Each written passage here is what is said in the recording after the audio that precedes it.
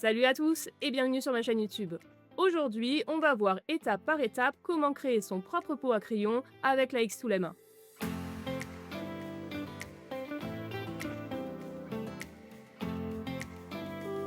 Donc tout d'abord, tu vas ouvrir ton navigateur et tu vas te rendre sur le site MakerCase. Tu auras le lien directement dans la description de la vidéo. Là, aujourd'hui, nous, ce qui nous intéressera, ça sera le premier visuel. Donc là, tu vas pouvoir switcher en millimètres.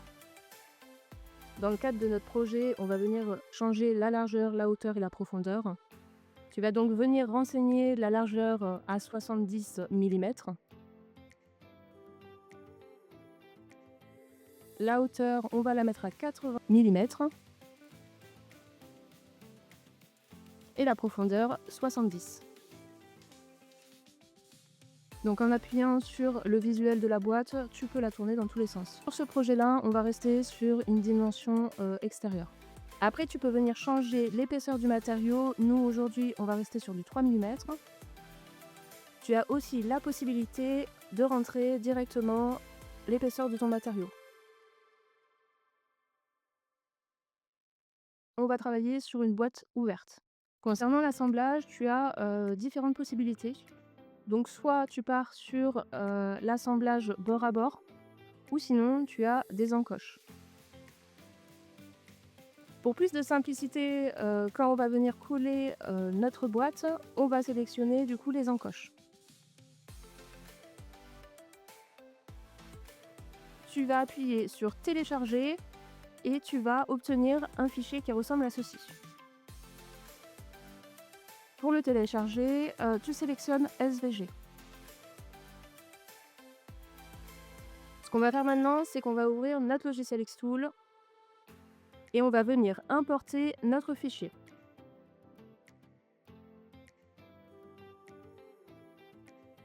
Comme tu peux le voir, on a des écritures indiquant les différents éléments de notre boîte.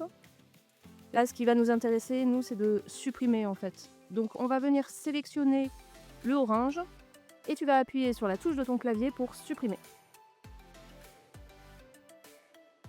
Pour plus de simplicité, on va venir dégrouper toutes les formes. Là, on va rajouter un élément, donc on va se rendre dans Forme et on va sélectionner un petit dessin qui est disponible dans la bibliothèque directement d'X-Tool.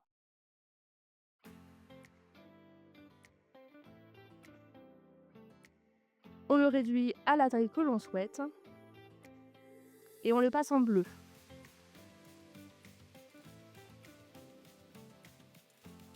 On va venir aussi ajouter du texte. Donc là, moi, je vais rajouter un prénom, donc Andreas, et je vais venir personnaliser la police.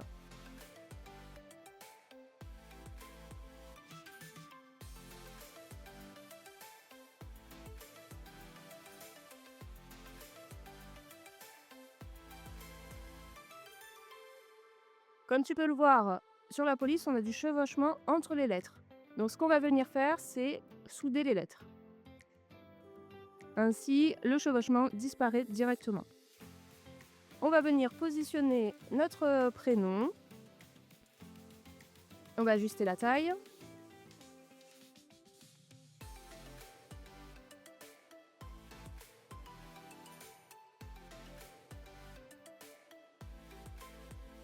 Là, on va venir centrer notre lion dans un premier temps.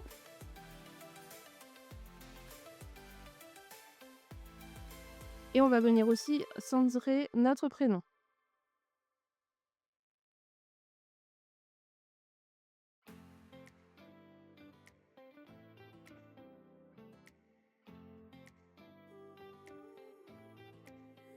Le fait qu'on ait mis tous nos éléments à graver dans une certaine couleur, ça nous permet de les sélectionner tous ensemble en appuyant sur la couleur. Donc là, le fichier est fini, on va passer à la découpe. Donc première étape, on va allumer la machine et on va la connecter.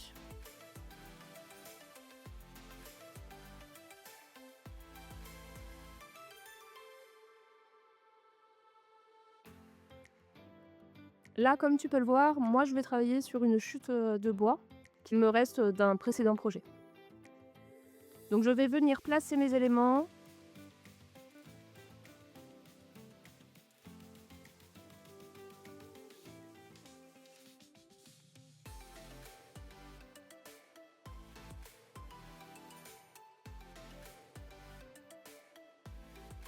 Là, on va sélectionner directement le rouge.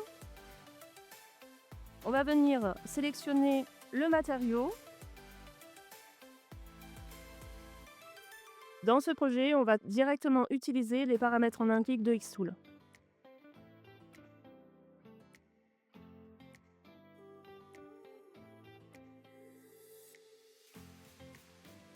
Là, on va venir sélectionner les éléments bleus et sélectionner le paramètre pour la gravure.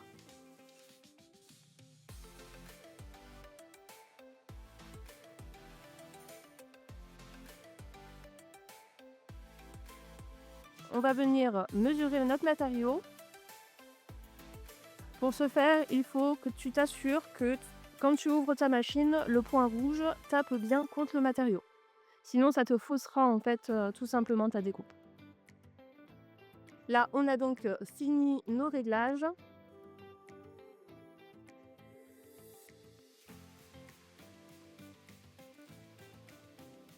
Et allez, c'est parti, on lance la découpe et la gravure.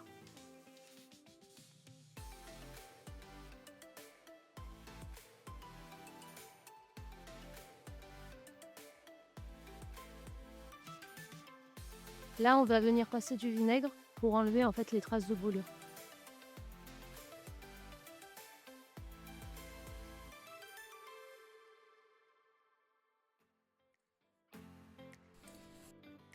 Et maintenant, tu fais ça sur toutes les pièces.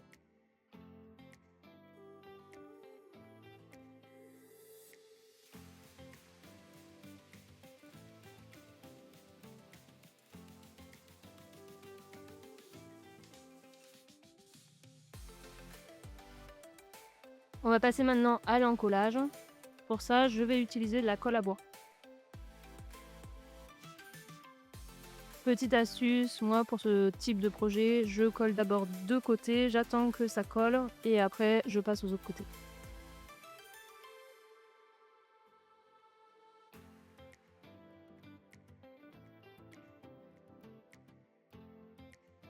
Et voilà, on a un magnifique pot à crayon. J'espère que cette vidéo t'a plu. N'hésite pas à me dire en commentaire quel autre projet tu aimerais découvrir.